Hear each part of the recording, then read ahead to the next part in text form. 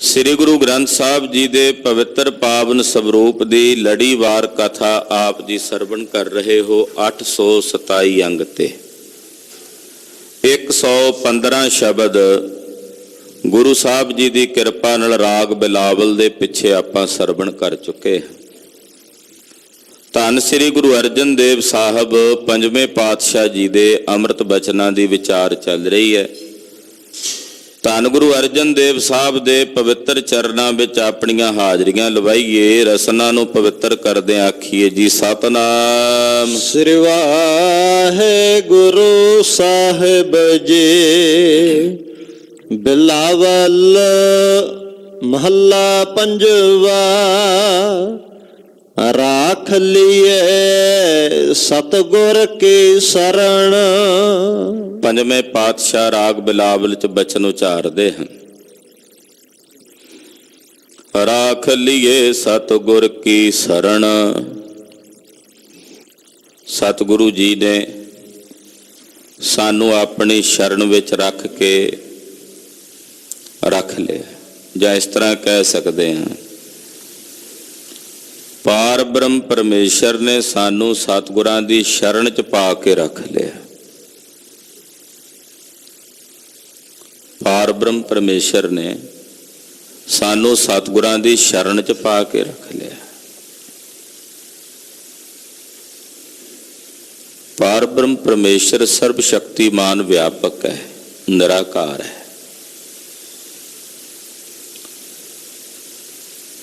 ਜਦੋਂ ਤੱਕ ਇਹ ਬਲਬ ਨਾ ਹੋਵੇ,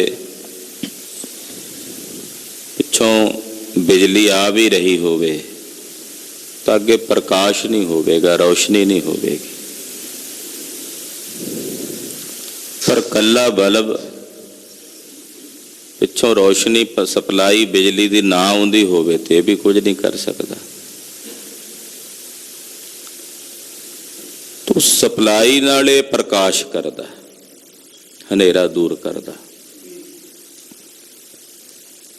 ਪਾਰ ਬ੍ਰਹਮ ਪਰਮੇਸ਼ਰ ਅਕਾਲ ਪੁਰਖ ਵਿਆਪਕ ਸਰਬ ਸ਼ਕਤੀਮਾਨ ਪਰਮੇਸ਼ਰ ਹੈ। ਉਹਨੂੰ ਕਿਰਿਆ ਕਰਨ ਵਾਸਤੇ, ਕਰਮ ਕਰਨ ਵਾਸਤੇ, ਦਇਆ ਕਰਨ ਵਾਸਤੇ ਗੁਰੂ ਰੂਪ ਹੋ ਕੇ ਪ੍ਰਗਟ ਹੋਣਾ ਪੈਂਦਾ।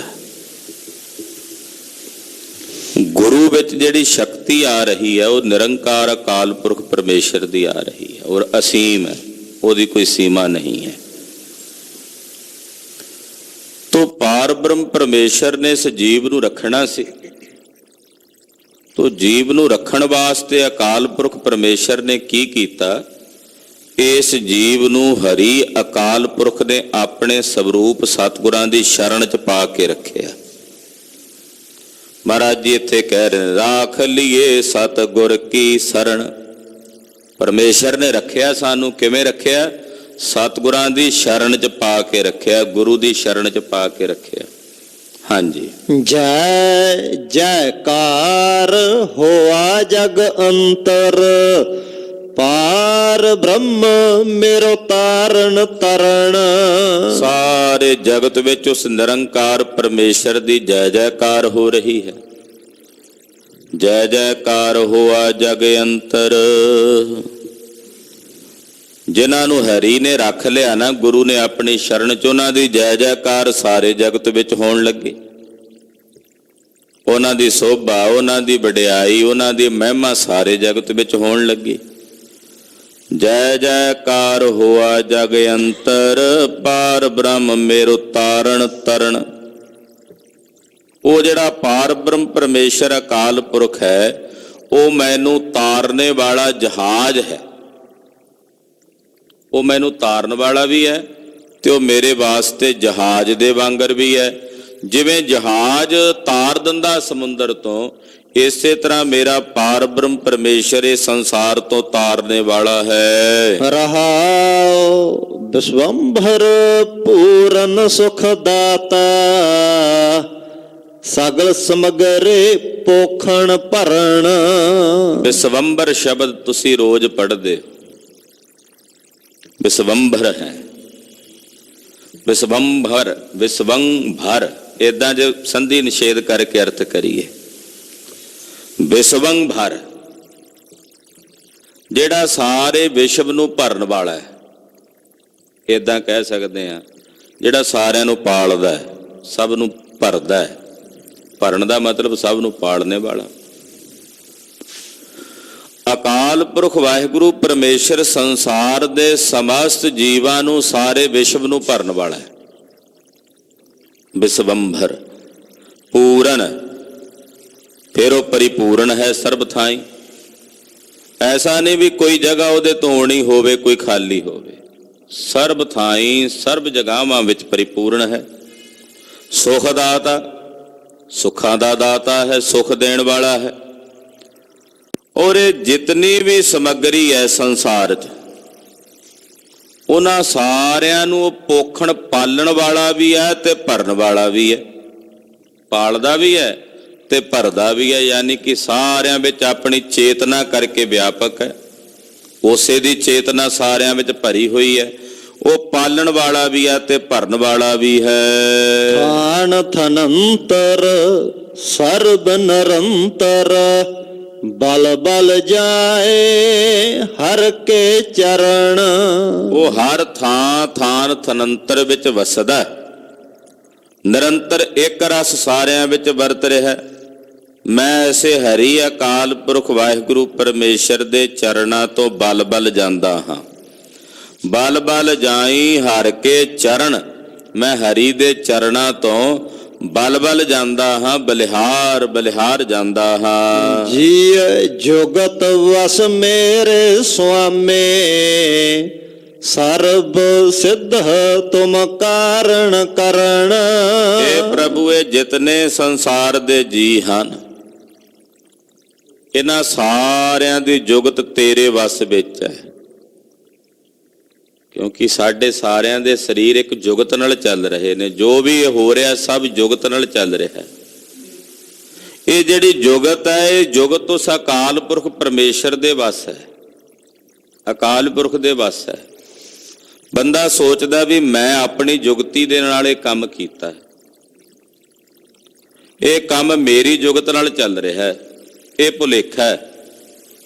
ਜੁਗਤ ਅਕਾਲ ਪੁਰਖ ਪਰਮੇਸ਼ਰ ਨੇ ਆਪਣੇ ਵਸ 'ਚ ਰੱਖੀ ਹੋਈ ਹੈ।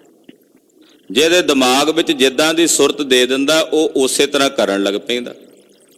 ਫਿਰ ਕਿਵੇਂ ਕਹਿ ਸਕਦੇ ਆ ਵੀ ਜੁਗਤ ਇਹਦੇ ਹੱਥ ਵਿੱਚ ਹੈ, ਬੰਦੇ ਦੇ ਹੱਥ ਵਿੱਚ ਹੈ? ਨਹੀਂ, ਜਿਤਨੇ ਸੰਸਾਰ ਦੇ ਜੀ ਨੇ, ਉਹਨਾਂ ਸਾਰਿਆਂ ਦੀ ਜਿਹੜੀ ਜੁਗਤ ਹੈ ਜੀਵਨ ਦੀ, ਉਹ ਅਕਾਲ ਪੁਰਖ ਪਰਮੇਸ਼ਰ ਦੇ ਵਸ ਵਿੱਚ ਹੈ। ਜੀ ਜੁਗਤ ਵਸ ਮੇਰੇ ਸੁਆਮੀ, ਸਰਬ ਸਿੱਧ ਤੁਮ ਕਾਰਣ ਕਰਨ। ਮਹਾਰਾਜ ਜੀ, ਤੁਸੀਂ ਸਾਰੇ ਜਗਤ ਦਾ ਕਾਰਨ ਹੋ, ਕਰਨ ਵਾਲੇ ਹੋ, ਤੇ ਤੁਹਾਡੀ ਕਿਰਪਾ ਨਾਲ ਹੀ ਸਭ ਕੁਝ ਸਿੱਧ ਹੁੰਦਾ ਹੈ। ਆਦ ਜੁਗਾਦ ਪ੍ਰਭ ਰਖਦਾ ਆਇਆ, ਹਰ ਸਿਮਰਤ ਨਾਨਕ ਨਹੀਂ ਡਰਨ। ਆਦ ਮੁੱਢ ਤੋਂ ਜੁਗਾਦ, ਜੁਗਾਂ ਜੁਗਾਂ ਤੋਂ ਤੁਸੀਂ ਆਪਣਿਆਂ ਸੇਵਕਾਂ ਦੀ, ਆਪਣੇ ਪਿਆਰਿਆਂ ਦੀ ਪੈਜ ਰੱਖਦੇ ਆਏ ਹੋ। ਹਰ ਸਿਮਰਤ ਨਾਨਕ ਨਹੀਂ ਡਰਨ। ਹਰੀ ਅਕਾਲ ਪੁਰਖ ਵਾਹਿਗੁਰੂ ਪਰਮੇਸ਼ਰ ਦਾ ਸਿਮਰਨ ਕਰੀਏ ਤਾਂ ਫਿਰ ਡਰਨ ਦੀ ਲੋੜ ਨਹੀਂ। ਮਹਾਰਾਜ ਪੰਜਵੇਂ ਪਾਤਸ਼ਾਹ ਕਹਿੰਦੇ, ਹਰ ਸਿਮਰਤ ਨਾਨਕ ਨਹੀਂ ਡਰਨ। ਹਰੀ ਦਾ ਸਿਮਰਨ ਕਰਨ ਵਾਲੇ ਗੁਰੂ ਅਰਜਨ ਦੇਵ ਸਾਹਿਬ ਕਹਿੰਦੇ ਨਹੀਂ ਡਰਨ, ਨਹੀਂ ਡਰਦੇ। ਉਹਨਾਂ ਨੂੰ ਕੋਈ ਡਰਨ ਦੀ ਲੋੜ ਨਹੀਂ। ਜਿਹੜੇ ਨਿਰੰਕਾਰ ਅਕਾਲ ਪੁਰਖ ਪਰਮੇਸ਼ਰ ਦਾ ਸਿਮਰਨ ਕਰਦੇ ਹਨ, ਅਕਾਲ ਪੁਰਖ ਦਾ ਭਜਨ ਕਰਦੇ ਹਨ, ਉਹ ਸਾਰੇ ਡਰਾਂ ਤੋਂ ਰਹਿਤ ਹੋ ਜਾਂਦੇ ਹਨ। ਰਾਗ ਬਿਲਾਵਲ ਮਹੱਲਾ ਪੰਜਵਾ, ਦੋ ਪਦੇ ਘਰ ਅਠਵਾ, ਇੱਕ ਓੰਕਾਰ ਸਤਿਗੁਰ ਪ੍ਰਸਾਦ। ਰਾਗ ਬਿਲਾਵਲ ਹੈ, ਪੰਜਵੇਂ ਪਾਤਸ਼ਾਹ ਦੇ ਅੰਮ੍ਰਿਤ ਬਚਨ ਨੇ। ਦੋ ਪਦਿਆਂ ਵਾਲੇ ਸ਼ਬਦ ਆਰੰਭ ਹੋ ਰਹੇ ਨੇ। ਅੱਠਵੇਂ ਘਰ ਸੁਰਤਾਲ ਵਿੱਚ ਇਹਨਾਂ ਸ਼ਬਦਾਂ ਨੂੰ ਗਾਇਨ ਕਰਨਾ। ਮੰਗਲਾਚਰਨ ਕਰਦੇ ਨੇ। ਅਕਾਲ ਪੁਰਖ ਇੱਕ ਅਦੁੱਤੀ ਹੈ, ਓੰਕਾਰ ਸਾਰਿਆਂ ਵਿੱਚ ਵਿਆਪਕ ਤੇ ਸਰਬ ਦਾ ਪ੍ਰਕਾਸ਼ਕ ਹੈ। ਸਤਿਗੁਰ ਪ੍ਰਸਾਦ ਸਤ ਦਾ ਉਪਦੇਸ਼ ਦੇਣ ਵਾਲੇ ਗੁਰੂ ਦੀ ਕਿਰਪਾ ਦੁਆਰਾ ਉਸ ਪਾਰ ਬ੍ਰਹਮ ਪਰਮੇਸ਼ਰ ਦੇ ਸਰੂਪ ਦੀ ਪ੍ਰਾਪਤੀ ਹੁੰਦੀ ਹੈ। ਮੈਂ ਨਾਹੀ ਪ੍ਰਭ ਸਭ ਕਿਛ ਤੇਰਾ। ਇਹ ਮੇਰੇ ਪ੍ਰਭੂ ਮੈਂ ਨਹੀਂ ਹਾਂ, ਮੈਂ ਨਾਹੀ, ਮੈਂ ਹਾਂ ਹੀ ਨਹੀਂ। ਪ੍ਰਭ ਸਭ ਕਿਛ ਤੇਰਾ, हे ਪ੍ਰਭੂ ਸਭ ਕੁਝ ਤੇਰਾ ਹੀ ਤੇਰਾ ਹੈ, ਮੇਰੇ ਚ ਮੇਰਾ ਕੁਝ ਵੀ ਨਹੀਂ। ਧੰਨ ਗੁਰੂ ਨਾਨਕ ਸਾਹਿਬ ਸੱਚੇ ਪਾਤਸ਼ਾਹ ਦੇ ਘਰ ਦੇ ਗੁਰੂ ਗੋਬਿੰਦ ਸਿੰਘ ਸਾਹਿਬ ਸੱਚੇ ਪਾਤਸ਼ਾਹ ਜੀ ਮਹਾਰਾਜ ਜੀ ਦੇ ਘਰ ਦੇ ਅਨੇਕਾਂ ਮੁਰੀਦ ਮਹਾਂਪੁਰਸ਼ ਨੇ। ਜਦੋਂ ਅਸੀਂ ਮੁਰੀਦਾਂ ਦੀ ਬਾਤ ਕਰਦੇ ਹਾਂ, ਵੀ ਜਦੋਂ ਅਰਦਾਸ ਵਿੱਚ ਮੁਰੀਦਾਂ ਦਾ ਉਹਨਾਂ ਦਾ ਧਿਆਨ ਧਾਰਦੇ ਹਾਂ, ਤਾਂ ਉਹ ਸਾਰੇ ਮਹਾਂਪੁਰਸ਼ ਮੁਰੀਦ ਬੜੇ ਬੜੇ ਮਹਾਂਪੁਰਸ਼, ਭੂਰੇ ਸ਼ਾਹ ਜੀ ਵਰਗੇ, ਪੀਰ ਬੁੱਧੂ ਸ਼ਾਹ ਜੀ ਵਰਗੇ, ਭੀਖਣ ਸ਼ਾਹ ਜੀ ਵਰਗੇ, ਇਹ ਮਹਾਰਾਜ ਜੀ ਦੇ ਮੁਰੀਦ ਹੈ। ਵਲੀ ਕੰਧਾਰੀ ਇਹ ਗੁਰੂ ਨਾਨਕ ਸਾਹਿਬ ਦੇ ਘਰ ਦੇ ਮੁਰੀਦ ਨੇ।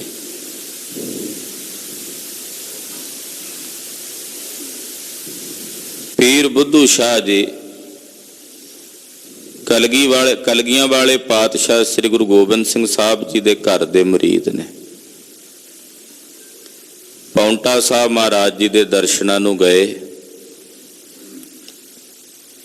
ਸਡੋਰੇ ਤੋਂ ਚੱਲ ਕੇ, ਨਾਲ ਚੇਲੇ ਵੀ ਸੀ ਕਿਉਂਕਿ ਪੀਰ ਜੋ ਸੀ। ਦਸਮ ਪਿਤਾ ਦਾ ਦਰਬਾਰ ਲੱਗਾ ਤੇ ਆਏ ਨੇ। ਸੋਚਿਆ ਵੀ ਜੇ ਮੱਥਾ ਟੇਕਿਆ ਤੇ ਮੇਰੇ ਚੇਲੇ ਕੀ ਆਖਣਗੇ, ਇਹ ਤਾਂ ਸਾਡਾ ਪੀਰ ਹੈ। ਮਹਾਰਾਜ ਜੀ ਦੇ ਅੱਗੇ ਦਸਤਬੋਸ਼ੀ ਕਰਨ ਲਈ ਨਾ, ਹੱਥ ਮਿਲਾਉਣ ਲਈ ਅੱਗੇ ਹੱਥ ਕੀਤੇ। ਸਤਿਗੁਰਾਂ ਨੇ ਵੀ ਮੁਸਕਰਾ ਕੇ ਦੇ ਹੱਥ ਆਪਣੇ ਹੱਥਾਂ 'ਚ ਲੈ ਲਏ।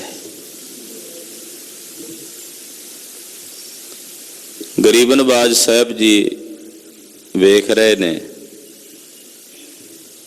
ਤੇ ਕੋਲ ਬਹਿ ਕੇ ਮਹਾਰਾਜ ਜੀ ਨੂੰ ਪੁੱਛਦਾ ਹੈ, ਮਹਾਰਾਜ ਇਸ ਜੀਵ ਦਾ ਪਰਮਾਤਮਾ ਨਾਲ ਮੇਲ ਕਿਵੇਂ? ਜੀਵ ਤੇ ਈਸ਼ ਦਾ ਮੇਲ ਕਿਵੇਂ? ਜਾਂ ਏਦਾਂ ਕਹਿ ਲਈਏ ਵੀ ਇਹ ਬੰਦਾ ਖੁਦਾ ਨੂੰ ਕਿਵੇਂ ਮਿਲੇ, ਮੇਲ ਕਿਵੇਂ ਹੋ ਸਕਦਾ ਹੈ? ਤੇ ਮੇਰੇ ਸਾਹਿਬ ਗੁਰੂ ਕਲਗੀਧਰ ਸੁਆਮੀ ਜੀ ਕਹਿਣ ਲੱਗੇ, ਪੀਰ ਜੀ ਜੀਵ ਤੇ ਖੁਦਾ ਦਾ ਮੇਲ ਇਉਂ ਹੈ ਜਿਵੇਂ ਰਾਤ ਤੇ ਦਿਨ ਦਾ ਮੇਲ ਹੈ। ਬੜਾ ਹੈਰਾਨ ਹੋਇਆ ਮਹਾਰਾਜ, ਰਾਤ ਤੇ ਦਿਨ ਕਿਵੇਂ ਮਿਲ ਸਕਦੇ ਆ? ਇਹ ਤਾਂ ਮਿਲਦੇ ਹੀ ਨਹੀਂ। ਰਾਤ ਆਵੇ ਤਾਂ ਦਿਨ ਚਲਿਆ ਜਾਂਦਾ, ਦਿਨ ਆਵੇ ਤਾਂ ਰਾਤ ਚਲੀ ਜਾਂਦੀ ਹੈ। ਇਹ ਤਾਂ ਮਿਲਦੇ ਹੀ ਨਹੀਂ ਹਨ। ਰਾਤ ਦਿਨ ਕਿਵੇਂ ਮਿਲ ਸਕਦੇ? ਹਨੇਰਾ ਤੇ ਚਾਨਣ ਕਿਵੇਂ ਮਿਲ ਸਕਦੇ? ਮਹਾਰਾਜ ਜੀ ਕਹਿਣ ਲੱਗੇ, ਬਸ ਇਹੀ ਮੇਲ ਹੈ ਪਰਮੇਸ਼ਰ ਦਾ, ਜੀਵ ਤੇ ਈਸ਼ਵਰ ਦਾ ਮੇਲ। ਕਿ ਜਦੋਂ ਤੱਕ ਰਾਤ ਹੈ ਉਦੋਂ ਤੱਕ ਦਿਨ ਨਹੀਂ, ਜਦੋਂ ਤੱਕ ਦਿਨ ਹੈ ਉਦੋਂ ਤੱਕ ਰਾਤ ਨਹੀਂ। ਇਸੇ ਤਰ੍ਹਾਂ ਜਦੋਂ ਤੱਕ ਇਸ ਮਨੁੱਖ ਵਿੱਚ ਮੈਂ ਹੈ ਉਦੋਂ ਤੱਕ ਰੱਬ ਨਹੀਂ, ਜਦੋਂ ਰੱਬ ਹੈ ਉਦੋਂ ਮੈਂ ਖਤਮ ਹੋ ਜਾਂਦੀ ਹੈ। ਦੋਨਾਂ ਚੋਂ ਇੱਕ ਹੀ ਰਹਿੰਦਾ, ਜਾਂ ਜੀਵ ਰਹੇਗਾ ਜਾਂ ਖੁਦਾ ਰਹੇਗਾ। ਜੇ ਜੀਵ ਭਾਵ ਮੁੱਕ ਜਾਏ ਤਾਂ ਫਿਰ ਖੁਦਾ ਹੈ, ਤੇ ਜੇ ਜੀਵ ਭਾਵ ਹਿਰਦੇ 'ਚ ਬਣਿਆ ਹੈ ਤਾਂ ਫਿਰ ਖੁਦਾ ਹੋ ਕੇ ਵੀ ਨਹੀਂ ਹੈ। ਪਾਤਸ਼ਾਹ ਇੱਥੇ ਫਰਮਾਉਂਦੇ, ਮੈਂ ਨਾਹੀ ਪ੍ਰਭ ਸਭ ਕਿਛ ਤੇਰਾ। ਮੈਂ ਹਾਂ ਹੀ ਨਹੀਂ ਮਹਾਰਾਜ, ਤੂੰ ਹੀ ਤੂੰ ਹੈ। जब हम होते तब तू नाही, अब तू ही मैं नाही। हुण तू ही तू है, तू करता तू हुआ। मैं नाही प्रभ सब किछ तेरा, मैं नहीं है हे प्रभु, जो कुछ भी है सब तेरा। मेरे पास जो कुछ भी है तेरा। गलबात करन वास्ते कहना पैंदा मेरे कोल जो कुछ है तेरा। असल विच मेरा तां ये शब्द, क्योंकि समझण लई होर तां कोई शब्द नहीं है। गलबात करन वास्ते कहना पैंदा भी मैं तू, पर असल दे विच मैं तू दी तां खेड़ है ही नहीं कोई। मैं दी उपेक्षा विच तू है ते तू दी उपेक्षा विच मैं हाँ। जदों तू कहना उदों मैं रहेगी, मैं कहांगा ते तू। पर गलबात करन वास्ते तां कहना पैना ना।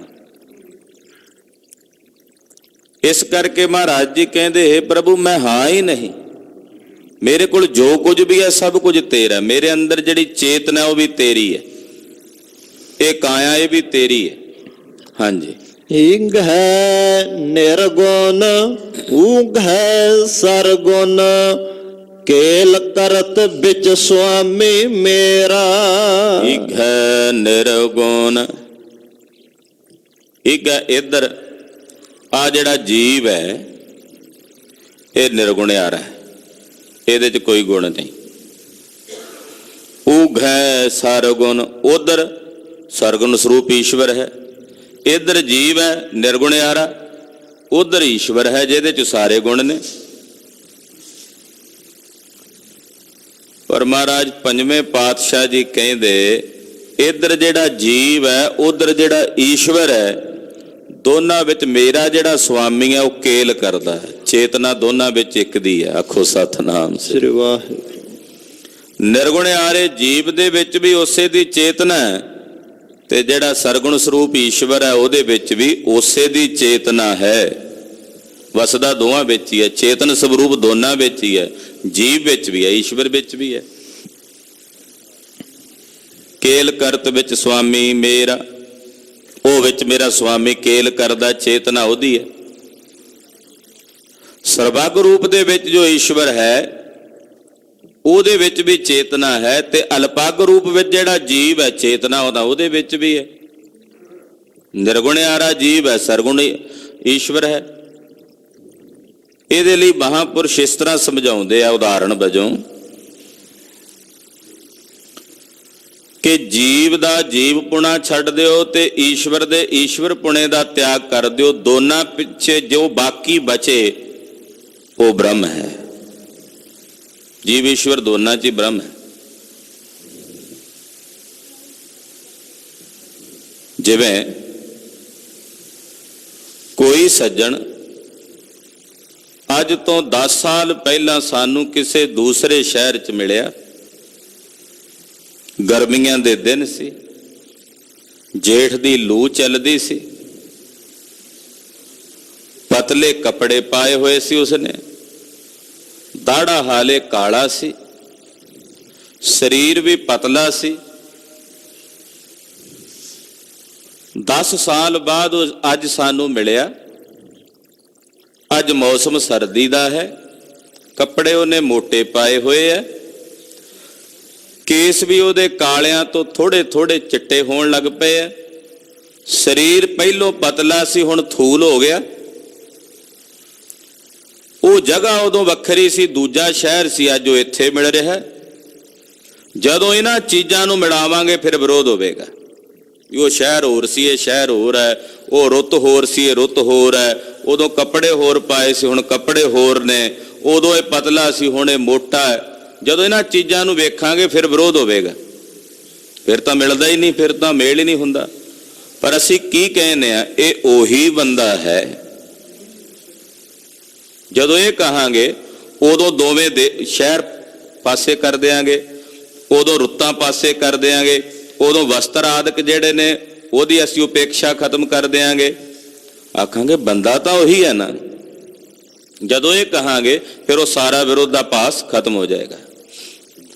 ਇਸੇ ਤਰ੍ਹਾਂ ਜਦੋਂ ਜੀਵ ਤੇ ਈਸ਼ਵਰ ਦਾ ਕੰਪੈਰੀਜ਼ਨ ਕਰਾਂਗੇ ਤੇ ਜੀਵ ਵਿਚਾਰਾ ਤੁੱਛ ਹੈ, ਈਸ਼ਵਰ ਸਰਬੱਗ ਹੈ, ਜੀਵ ਇੱਕ ਦੇਸ਼ੀ ਹੈ, ਈਸ਼ਵਰ ਸਰਬ ਥਾਵਾਂ ਤੇ ਰਹਿੰਦਾ ਹੈ। ਜੀਵ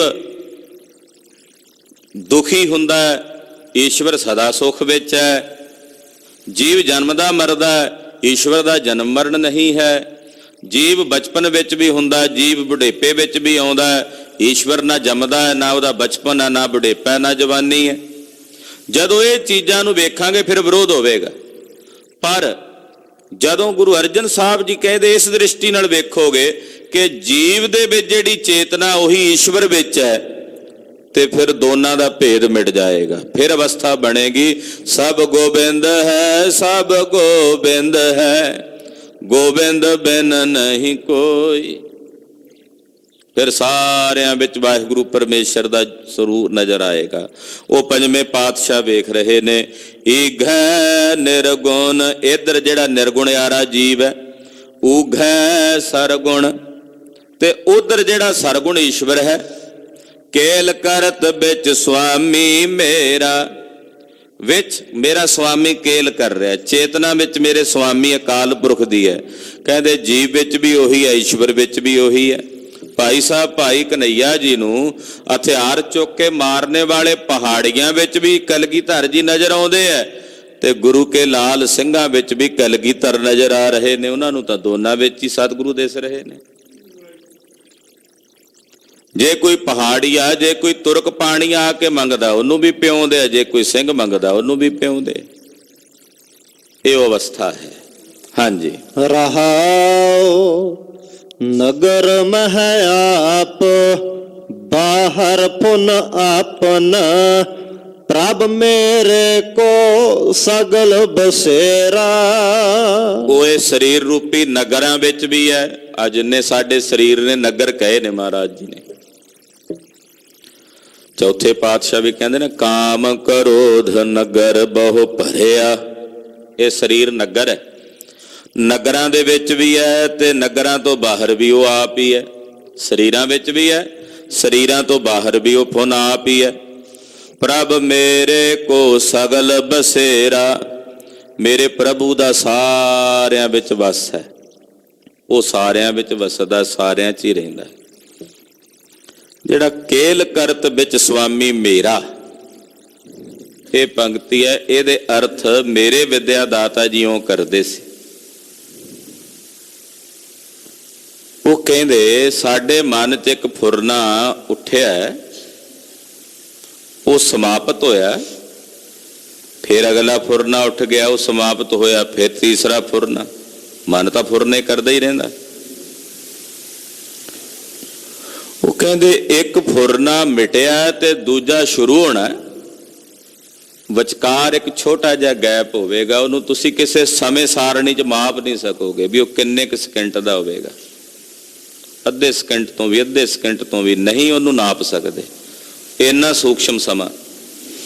ਕਹਿੰਦੇ ਉਹ ਜਿਹੜਾ ਸਮਾਂ ਹੈ, ਮੇਰਾ ਸੁਆਮੀ ਉਹਦੇ 'ਚ ਕੇਲ ਕਰਦਾ। ਜਿਹੜਾ ਉਸ ਨੂੰ ਪਕੜ ਲੈਂਦਾ, ਉਸ ਨੂੰ ਗ੍ਰਹਿਣ ਕਰ ਲੈਂਦਾ, ਅਫੁਰ ਅਵਸਥਾ 'ਚ ਚਲਿਆ ਜਾਂਦਾ, ਜਿਹਨੂੰ ਸੁੰਨ ਅਵਸਥਾ ਕਹਿੰਦੇ ਆ।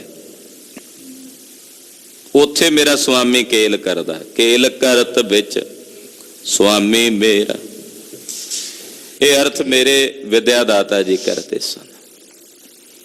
ਉੱਥੇ ਉਹ ਮੇਰਾ ਸੁਆਮੀ ਕੇਲ ਕਰਦਾ। ਜਦੋਂ ਉੱਥੇ ਕੋਈ ਪਹੁੰਚ ਜਾਂਦਾ ਫਿਰ ਉਹ ਜਾਣਦਾ ਕਿ ਉਹ ਸਰੀਰ ਰੂਪੀ ਨਗਰਾਂ ਵਿੱਚ ਵੀ ਹੈ, ਬਾਹਰ ਵੀ ਹੈ।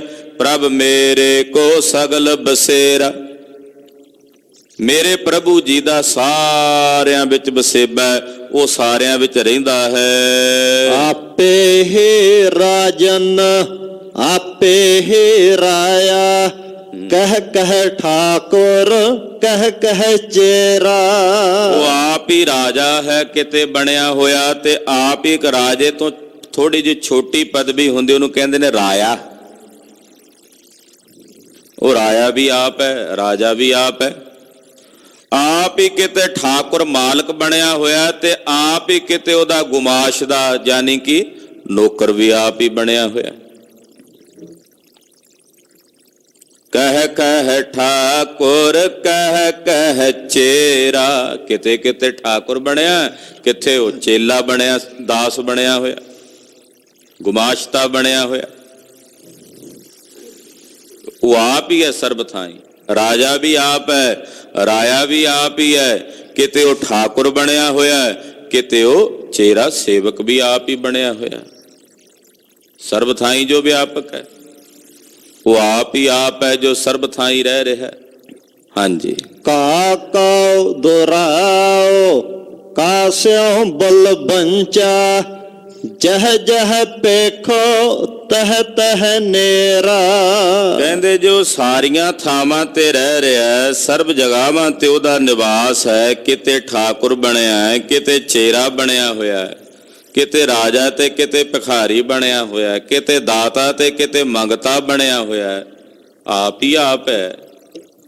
ਕਿਤੇ ਮੂਰਖ ਵੀ ਆਪ ਬਣਿਆ, ਕਿਤੇ ਗਿਆਨੀ ਵੀ ਆਪ ਹੀ ਬਣਿਆ ਹੋਇਆ। ਕਿਤੇ ਬੋਲਣ ਵਾਲਾ ਵਕਤਾ ਆਪ ਬਣਿਆ ਹੋਇਆ, ਕਿਤੇ ਸੁਣਨ ਵਾਲਾ ਸਰੋਤਾ ਵੀ ਆਪ ਹੀ ਬਣਿਆ ਹੋਇਆ। ਤਾਂ ਕਹਿੰਦੇ ਫਿਰ ਮੈਂ ਕਿਹਦੇ ਕੋਲੋਂ ਲੁਕਾਵਾਂ? ਕਾਕੋ ਦੁਰਾਓ, ਮੈਂ ਲੁਕਾਵਾਂ ਕਿਹਦੇ ਕੋਲੋਂ? ਕਾਸਿਓ ਬਲ ਬੰਚਾ, ਕਿਹਨੂੰ ਮੈਂ ਠੱਗਾਂ? ਬਲ ਨਾਲ, ਤਾਕਤ ਨਾਲ ਕਿਹਨੂੰ ਠੱਗੀ ਕਰਕੇ ਠੱਗਾਂ? ਜਹ ਜਹ ਪੇਖੋ ਤਹ ਤਹ ਨੇਰਾ, ਮੈਂ ਜਿੱਥੇ ਜਿੱਥੇ ਵੇਖਦਾ ਉਹ ਤਾਂ ਉੱਥੇ ਹੀ ਮੈਨੂੰ ਨੇੜੇ ਤੋਂ ਨੇੜੇ ਨਜ਼ਰ ਆਉਂਦਾ। ਉਹ ਕਿਤੇ ਦੂਰ ਹੋਵੇ, ਉਹ ਕਿਤੇ ਪਾਸੇ ਹੋਵੇ ਤੇ ਮੈਂ ਠੱਗੀ ਕਰਾਂ, ਕਿਤੇ ਦੂਰ ਹੋਵੇ ਤੇ ਮੈਂ ਉਹਦੇ ਕੋਲ ਲੁਕਾਵਾਂ। ਉਹਦਾ ਸਿਰ ਤੇ ਖਲੋਤਾ ਵੇਖ ਰਿਹਾ ਤੇ ਲੁਕਾਵਾਂ ਕਿਹਦੇ ਕੋਲੋਂ? ਛੁਪਾਵਾਂ ਕਿਹਦੇ ਕੋਲੋਂ? ਕਿਹਦੇ ਨਾਲ ਬਲ ਕਰਕੇ ਠੱਗੀਆਂ ਕਰਾਂ? ਯਾਨੀ ਕਿ ਮੈਂ ਇਹ ਸਭ ਕੁਝ ਨਹੀਂ ਕਰ ਸਕਦਾ, ਕਿਉਂਕਿ ਮੇਰਾ ਸੁਆਮੀ ਜਿੱਥੇ ਜਿੱਥੇ ਵੀ ਮੈਂ ਵੇਖਦਾ ਉੱਥੇ ਹੀ ਹਾਜ਼ਰਾ ਹਜ਼ੂਰ ਹੋ ਕੇ ਮੈਨੂੰ ਨੇੜੇ ਤੋਂ ਨੇੜੇ ਨਜ਼ਰ ਆਉਂਦਾ। ਹਾਂਜੀ। ਸਾਧ ਮੂਰਤ ਗੁਰ ਭੇਟਿਓ ਨਾਨਕ, ਮਿਲ ਸਾਗਰ ਬੂੰਦ ਨਹੀਂ ਅਨਹੇਰਾ। ਸਾਧ ਮੂਰਤ ਗੁਰ ਭੇਟਿਓ ਨਾਨਕ, ਕਹਿੰਦੇ ਸਾਧੂ ਦੇ ਸਰੂਪ ਦੇ ਵਿੱਚ ਗੁਰੂ ਦੀ ਮੂਰਤ ਮੈਨੂੰ ਮਿਲੀ। ਮੇਰਾ ਗੁਰੂ ਸਾਧੂ ਵੀ ਹੈ ਤੇ ਸਾਧ ਰੂਪ ਦੇ ਵਿੱਚ ਮੇਰੇ ਗੁਰੂ ਜੀ ਮੈਨੂੰ ਮਿਲੇ ਨੇ, ਜਿਨ੍ਹਾਂ ਨੂੰ ਮਿਲ ਕੇ ਮੈਂ ਇਹ ਜਾਣਿਆ ਕਿ ਜਿਵੇਂ ਪਾਣੀ ਦੀ ਬੂੰਦ ਤੇ ਸਾਗਰ ਦੋਵੇਂ ਇੱਕਮਿਕ ਹੁੰਦੇ ਆ ਨਾ, ਉਹਦੇ 'ਚ ਵਖਰੇਵਾ ਨਹੀਂ, ਭੇਦ ਨਹੀਂ। ਕਹਿੰਦੇ ਇਉਂ ਮੈਂ ਜਾਣਿਆ ਕਿ ਮੇਰਾ ਗੁਰੂ ਤੇ ਪਰਮੇਸ਼ਰ ਦੋਵੇਂ ਹੀ ਇੱਕ ਰੂਪ ਨੇ, ਦੋਨਾਂ 'ਚ ਕੋਈ ਭੇਦ ਨਹੀਂ ਹੈ। ਜਿਵੇਂ ਪਾਣੀ ਦੀ ਬੂੰਦ ਸਾਗਰ ਵਿੱਚ ਮਿਲੀ ਇੱਕਮਿਕ ਹੁੰਦੀ ਹੈ, ਏਦਾਂ ਮੇਰੇ ਸਤਿਗੁਰੂ ਪਰਮੇਸ਼ਰ 'ਚ ਮਿਲੇ ਹੋਏ ਪਰਮੇਸ਼ਰ ਵਿੱਚ ਇੱਕਮਿਕ ਉਸੇ ਦਾ ਰੂਪ ਨੇ। ਦੋਨਾਂ 'ਚ ਕੋਈ ਭੇਦ ਨਹੀਂ, ਦੋਨਾਂ 'ਚ ਕੋਈ ਫਰਕ ਨਹੀਂ। ਇਹ ਮੈਂ ਵੇਖ ਲਿਆ। ਨਹੀਂ ਅਨਹੇਰਾ, ਮੈਨੂੰ ਕੋਈ ਵਖਰੇਵਾ ਹੋਰ ਕੁਝ ਨਜ਼ਰ ਨਹੀਂ ਆਉਂਦਾ। ਮੇਰਾ ਗੁਰੂ ਵੀ ਮੈਨੂੰ ਪਰਮੇਸ਼ਵਰ ਰੂਪ ਨਜ਼ਰ ਆਉਂਦਾ ਹੈ। ਸਤਿਗੁਰੂ ਜੀ ਕਿਰਪਾ ਕਰਨ, ਇਹ ਪਾਵਨ ਪਵਿੱਤਰ ਗੁਰਬਾਣੀ ਦੀ ਪਾਵਨ ਵਿਚਾਰ ਸਾਡੇ ਸਾਰਿਆਂ ਦੇ ਹਿਰਦਿਆਂ ਵਿੱਚ ਵਸ ਜਾਵੇ। ਗੁਰੂ ਕੀ ਬਾਣੀ ਅਗਾਧ ਬੋਧ ਹੈ। ਵਿਚਾਰਾਂ ਕਰਦਿਆਂ ਹੋਈਆਂ ਅਨੇਕ ਪ੍ਰਕਾਰ ਦੀਆਂ ਭੁੱਲਾਂ ਚੁੱਕਾਂ ਦੀ ਖਿਮਾ ਕਰਨੀ, ਅਰਦਾਸ ਕਰਨੀ। ਸਤਿਗੁਰੂ ਜੀ ਅਗਾਂਹ ਵਾਸਤੇ ਸਦਬੁੱਧੀ ਤੇ ਸਮਤ ਪ੍ਰਦਾਨ ਕਰਨ। ਵਾਹਿਗੁਰੂ ਵਾਹਿਗੁਰੂ ਵਾਹਿਗੁਰੂ ਵਾਹਿਗੁਰੂ।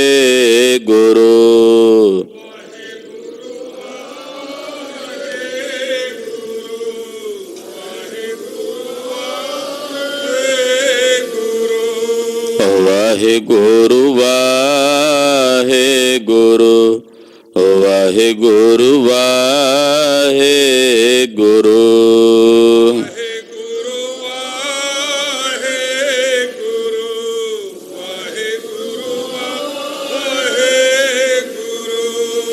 ਵਾਹਿਗੁਰੂ ਵਾਹਿਗੁਰੂ ਵਾਹਿਗੁਰੂ ਵਾਹਿਗੁਰੂ।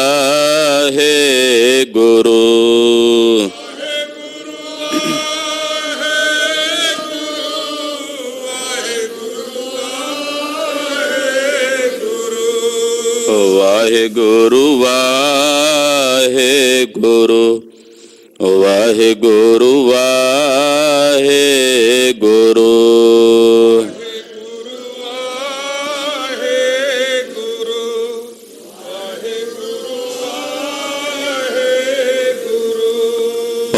ਵਾਹਿਗੁਰੂ ਵਾਹਿਗੁਰੂ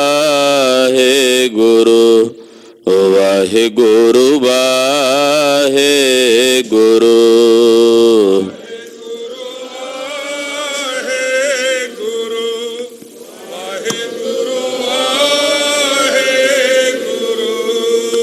ਵਾਹਿਗੁਰੂ ਵਾਹਿਗੁਰੂ ਵਾਹਿਗੁਰੂ ਵਾਹਿਗੁਰੂ।